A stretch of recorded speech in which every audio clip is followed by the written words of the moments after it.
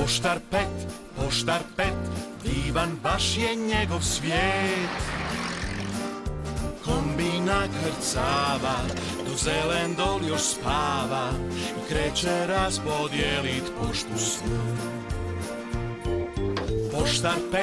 Poštar Pet, divan baš je njegov svijet.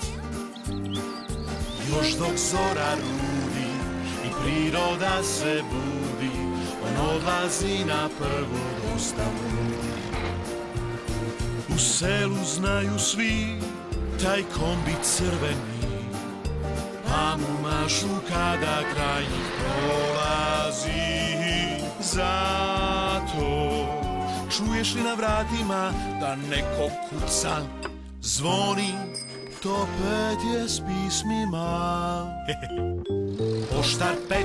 Poštar Pet, divan baš je njegov svijet.